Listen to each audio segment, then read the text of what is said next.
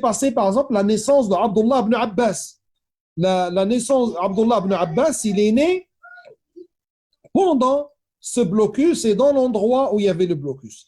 Et malgré tout cela, les gens de la famille du prophète sallam n'ont pas lâché, n'ont pas cédé, et en particulier Abu Talib n'a pas cédé, et loin de là, il n'avait même de souci que la protection du prophète sallam.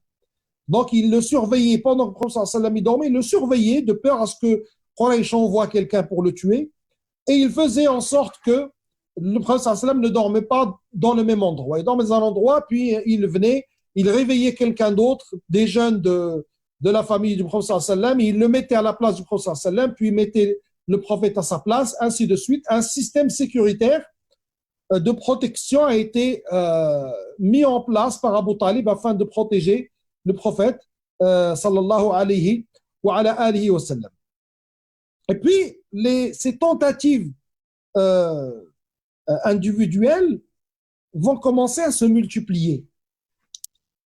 Et encore une fois, parmi les caractéristiques des gens de Quraysh, ce sont des gens intelligents. Les Arabes en général, de cette époque-là, de ces endroits-là, sont des gens largement supérieurs au reste du monde quand il s'agit de ce genre de choses, comme on a dit, puisqu'il n'y avait d'autres systèmes que le système fait par le groupe, pour gérer le groupe. On n'a pas un roi qui va décider qu'il y a une armée, qu'il y a une police. Donc le seul moyen qu'il n'y ait pas de problème, c'était qu'on établisse des règles de famille, de voisinage, entre tribus, ainsi de suite, un ensemble de choses qui font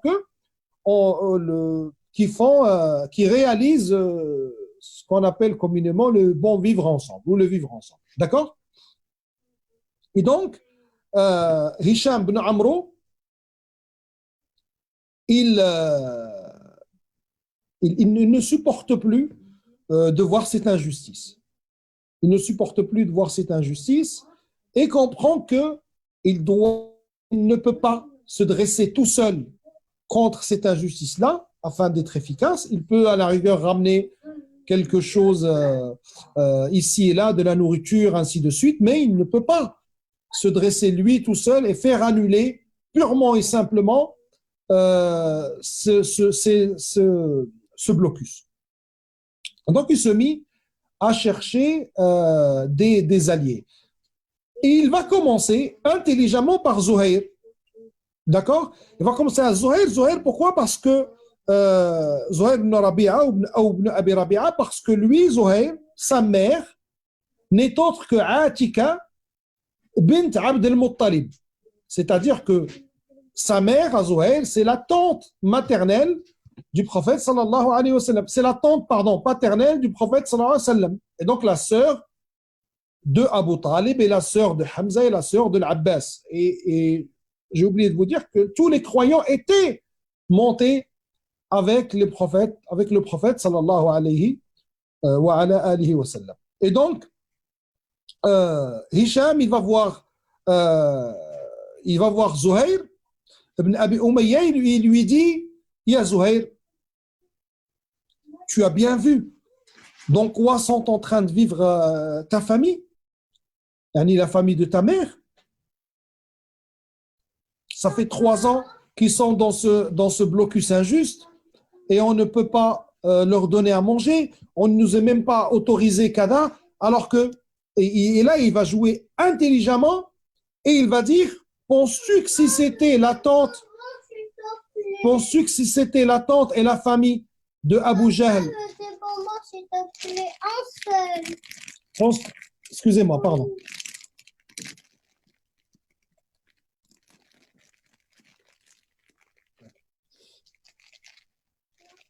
Oh, yeah.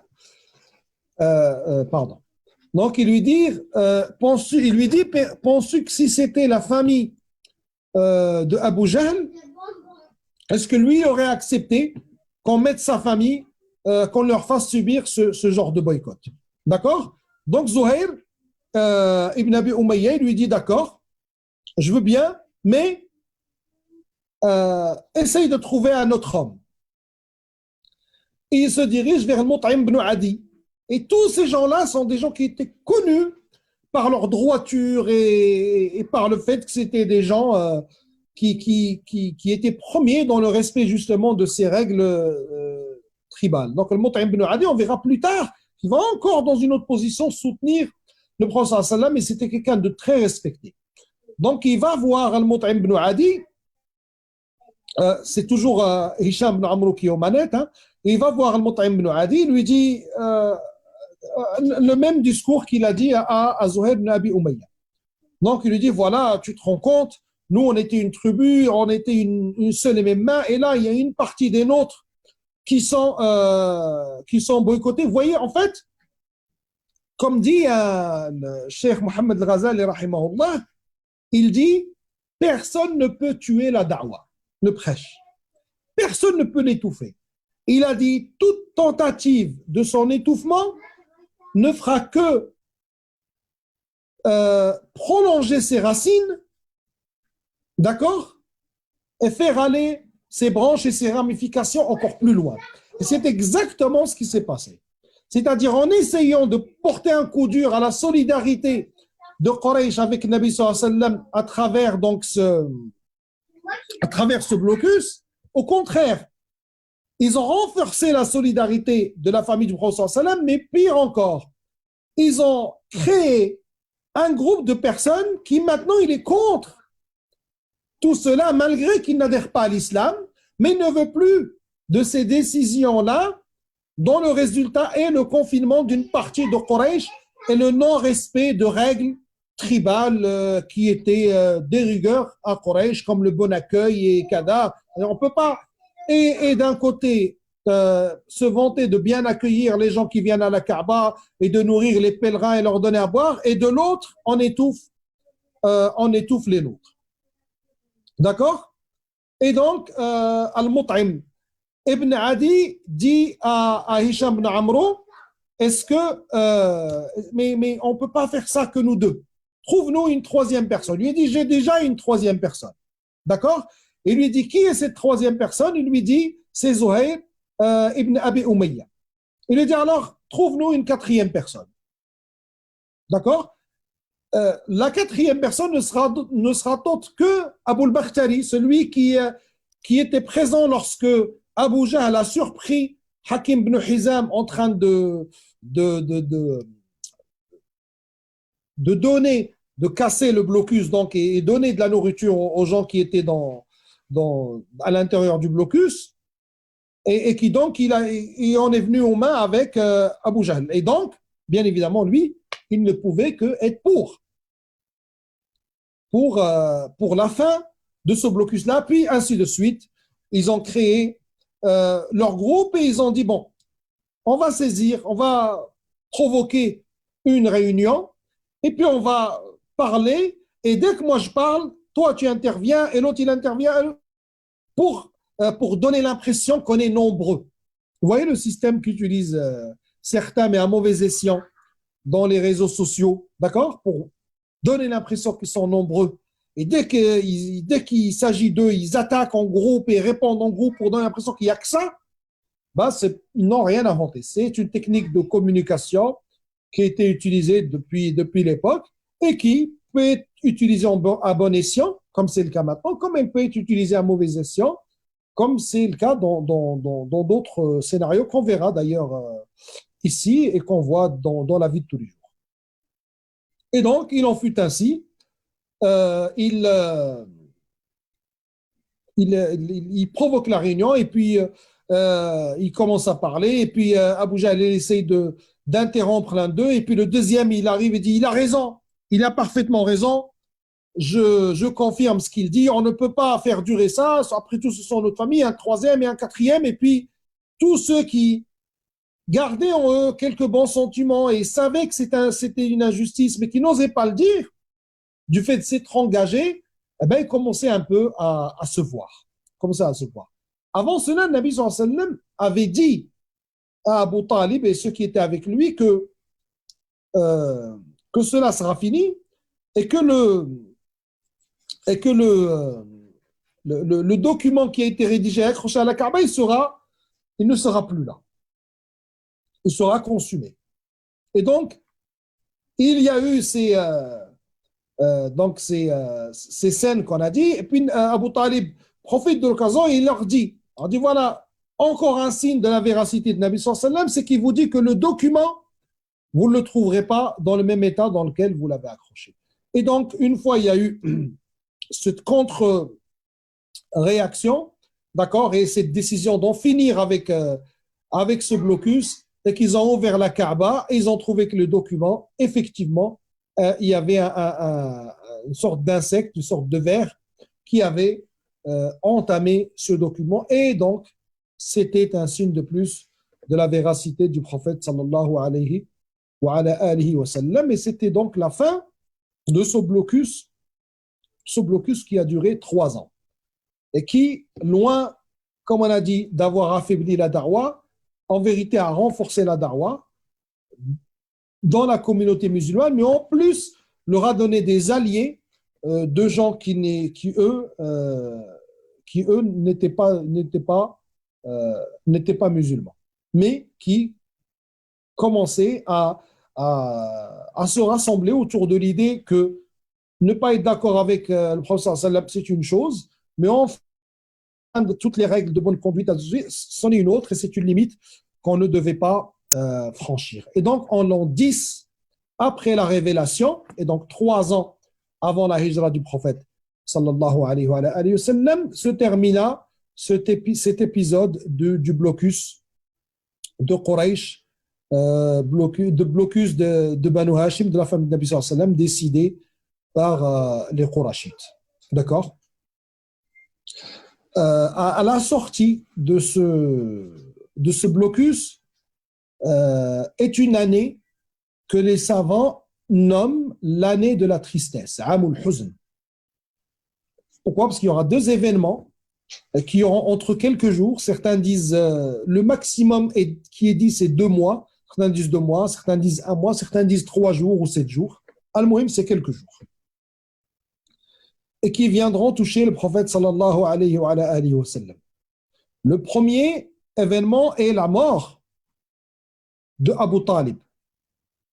La mort de son oncle Abu Talib.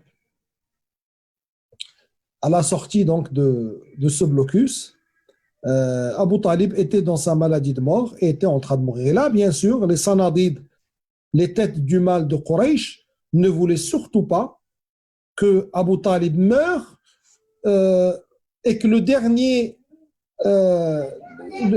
la dernière relation que les gens vont retenir qu'il y avait entre lui et Quraysh, c'est justement cette histoire de blocus. Donc ils ont commencé à essayer à revenir vers lui petit à petit pour tout faire pour pas qu'il meure sur la religion du prophète sallallahu alayhi wa sallam.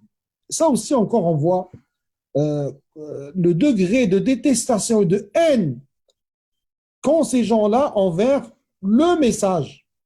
Et que la haine et tout ce qu'ils peuvent manifester envers les croyants n'est en vérité qu'une conséquence de la haine qu'ils ont envers le message et envers ce que porte ce message-là, et en particulier le droit d'Allah subhanahu wa ta'ala à être adoré uniquement et le devoir de dénoncer toute autre adoration dirigée à autre qu'Allah subhanahu wa ta'ala, quel que soit cet autre qu'Allah subhanahu wa ta'ala. Et donc, il y a eu l'épisode que vous connaissez tous, le Nabi sallallahu alayhi wa sallam qui entend que Abu Talib vit ses derniers instants, et le Nabi sallallahu alayhi wa sallam qui vient le voir afin de lui proposer l'islam, puis que le Nabi sallallahu alayhi wa sallam sait que si Abu Talib embrasse l'islam, même pendant les dernières minutes de sa vie, Allah subhanahu wa ta'ala, par sa miséricorde, acceptera de lui, et après, le Nabi sallallahu alayhi wa sallam intercédera pour lui afin qu'Allah lui pardonne ses péchés. Une fois, il aurait embrassé l'islam. Et donc, le Nabi sallallahu alayhi wa sallam entra chez lui, et chez lui, encore une fois, les sanadides de Quraysh. D'accord? Chez lui, encore une fois, les sanadides de Quraysh. Le Nabi sallallahu alayhi wa sallam, il dit, Ya Am, il dit, oh mon oncle, juste une parole. Une parole, dis-la, tu l'as dit, d'accord? Et j'intercéderai pour toi auprès d'Allah subhanahu wa ta'ala. Et là, on fait attention à une question. Vous savez, des fois, il y a des gens, ils voient un hadith, et ils disent, regardez, Le Nabi sallallahu alayhi wa sallam, il a dit une parole. Donc la parole suffit. Non, les choses du fiqh et comme les choses de la aqidah encore une fois, les masaïl, les savants ne les prennent pas d'un seul texte. Un ensemble, lorsque les savants viennent vous dire parmi les fondamentaux ou les fondements de la croyance islamique, il y a telle chose, dites-vous bien que ce n'est pas une chose qui existe dans un seul texte. Elle n'a été jugée fondamentale que parce qu'on a remarqué la fréquence et l'insistance que donne l'islam sur cette question-là et l'importance qu'il lui a donnée. C'est pour ça qu'elle est devenue fondamentale. Il ne faut pas raisonner à l'envers. Les savants ne sont pas venus comme ça, ils ont mis tous les sujets de l'islam dans une boîte, écrits sur un papier, ils se sont dit, allez tiens, on va choisir lesquels sont fondamentaux et lesquels ne le sont pas. Non. Il y a des règles pour désigner ce qui est fondamental de ce qui ne l'est pas. Quand le Nabi sallallahu alayhi wa sallam vient, il dit, l'islam a été fondé sur 5 choses, on comprend que ce sont 5 choses fondamentales. Du fait de la parole du prophète. Quand Jibril dit au prophète sallam, parle-moi de la foi, de la croyance, la foi, Nabi sallallahu alayhi wa sallam dit, la foi est le fait de croire en Allah, en ses prophètes, en ses livres, au jour dernier, et en ses anges, et au destin bon ou mauvais. On comprend que ce sont les piliers de la foi. Lorsque les savants disent parmi les piliers de la foi, les fondements de la foi islamique, ou bien les fondements de la croyance islamique, le fait de donner la grande valeur aux Sahaba radiallahu anhum. Parce qu'ils ont vu des textes et des textes et des textes dans le Coran et dans le Sunnah dans lesquels Allah subhanahu wa ta'ala éloge les Sahaba. D'accord? Radiallahu anhum wa radu anhu. D'accord? تراهم ركعا سجدا يبتغون فضلا من ربهم ورضوانا. Un ensemble de textes a fait que on a compris que l'insistance sur ce sujet, la fréquence avec laquelle les textes nous viennent et l'importance qu'on comprend des mots utilisés, de formulations utilisées et ainsi de suite, vont nous montrer que ça, c'est un fondement. D'accord? Et donc, les gens de Quraysh étaient là, à côté de Nabi sallallahu alayhi wa sallam, à côté d'Abu Talib, pardon, en train d'insister. Alors que Nabi sallallahu alayhi wa sallam lui disait, dis juste un mot. On ne prend pas ce hadith, un mot, mais les autres textes nous montrent que la croyance n'est pas un mot. Dis un mot, mais auquel tu crois. Vu que la foi est croyance aussi, i'tiqad. Dis un mot auquel tu crois. Parce que sinon, les hypocrites aussi, ils le disent, le mot. Ils n'y croient pas. D'accord? Dis un mot, on ne prend pas, regardez, dis un mot, ça veut dire celui qui dit le mot, Allah khlas. Non. Il dit le mot et il croit, et il œuvre s'il a le temps d'œuvrer, il a la possibilité d'œuvrer. Mais, il n'a pas répondu favorablement à l'appel du prophète sallallahu alayhi wa sallam, et devant l'insistance des shayatines humains, il a dit être sur la religion de Quraysh. D'accord? Et Nabi sallallahu alayhi wa sallam fut attristé par cela, et les Sahaba radiallahu anhum savaient la tristesse qu'éprouvait Nabi sallallahu alayhi wa sallam par cela. Plus tard, lors de la conquête de Mecca, viendra annoncer son islam le père d'Abu Bakr as-Siddiq, Abu Quhafa. D'accord? Uthman. Et donc, c'était le seul de la famille d'Abu Bakr as-Siddiq qui n'avait pas embrassé l'islam. Abu Bakr as-Siddiq, c'est une famille où tout le monde a embrassé l'islam. Les ascendants et les descendants. Et les à côté. Tout le monde a embrassé l'islam. Il y avait sauf Uthman, Abu Quhafa. Et donc, le jour de la conquête de Mecca, Abu Bakr le ramène par la main, il le ramène pour qu'il annonce son islam près du prophète sallallahu alayhi wa sallam. il a les cheveux, le rapporteur dit, il avait les cheveux blancs comme la nuit, les cheveux gris, les cheveux blancs, pour dire à quel point il était vieux. Lorsque Nabi sallallahu alayhi wa sallam le regarde, il dit à Abu Bakr Siddiq, il lui dit, Ya Abu Bakr, si seulement tu l'aurais laissé assis à sa place et que ce soit moi qui me déplace vers lui. Gardez le respect du prophète sallallahu alayhi wa sallam. Et donc, au moment où Abu Quhafa annonce son islam, et prête allégeance au prophète sallallahu alayhi wa sallam, Abu Bakr Siddiq, il éclate de sanglots. Il éclate en pleurant. Et ce n'était pas des larmes de joie. Et donc, ça prête à essayer de savoir qu'est-ce qui fait pleurer un homme dont le père vient juste d'embrasser l'islam et que c'est le dernier de la famille qui n'avait pas embrassé l'islam et qui était vieux. Donc, il y avait le risque qu'il pouvait mourir sur autre que l'islam. Donc, c'est un moment de joie. Et si on doit pleurer, ça devrait être des larmes de joie. Et Nabi sallallahu alayhi wa sallam demande alors à Abu Bakr Siddiq, dit Abu Bakr, qu'est-ce qui te fait pleurer? Et regardez à quoi pense Abu Bakr Siddiq radiallahu anhu. Il dit, il pleure, il dit, en voyant ça, je me suis rappelé la tristesse que tu éprouves du fait de la non-réponse favorable d'Abu Talib. Il dit, j'aurais aimé que ce soit sa main qui est tendue, j'aurais aimé que ce soit la main de ton oncle Abu Talib et qu'Allah subhanahu wa ta'ala te fasse plaisir par sa conversion. Regardez à quel point ils aimaient le prophète sallam au point qu'ils savaient, même dans son passé, tout ce qui pouvait le rendre triste et ils s'attristaient de cela. D'accord? Et donc, Nabi sallam sera très triste par cela. Et il demandera à Allah subhanahu wa ta'ala, il fera shafa'a pour lui et Abu Talib sera la personne qui recevra le moindre des châtiments parmi les gens de l'enfer. Qu'Allah nous en préserve. Et ce moindre, le plus petit châtiment, ça sera qu'il sera mis sur une pierre qui est tellement chaude que lorsqu'on met quelqu'un dessus, tout son corps, jusqu'à son cerveau, va bouillir. Wallah al-Musta'an. Allah salam wa al-afiyah.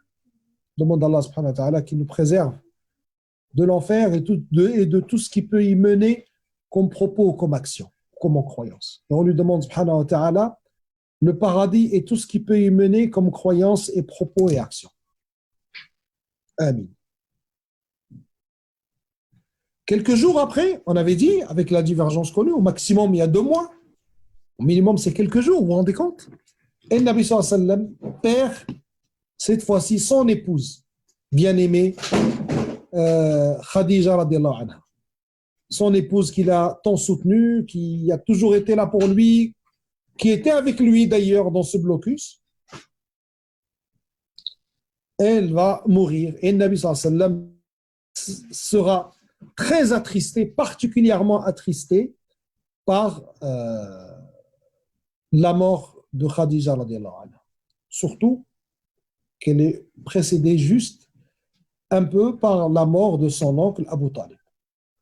Et donc, non seulement le Nabi sallallahu alayhi wa sallam va vivre dans la tristesse, ces moments-là, mais maintenant, une barrière est tombée, vu que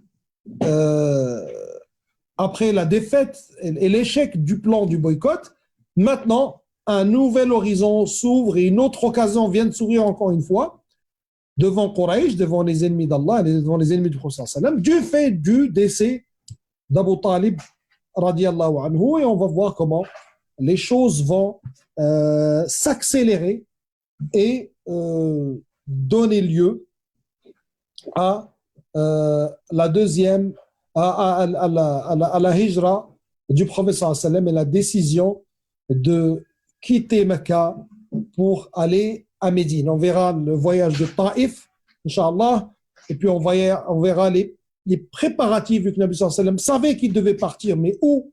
Donc il fallait qu'il trouve des alliances et tout ce qu'il y a autour de cela, et puis la hijra du prophète sallallahu alayhi wa sallam à Médine. أقول قولي هذا واستغفر الله لي ولكم فاستغفروه إنه هو الغفور الرحيم وبارك الله فيكم.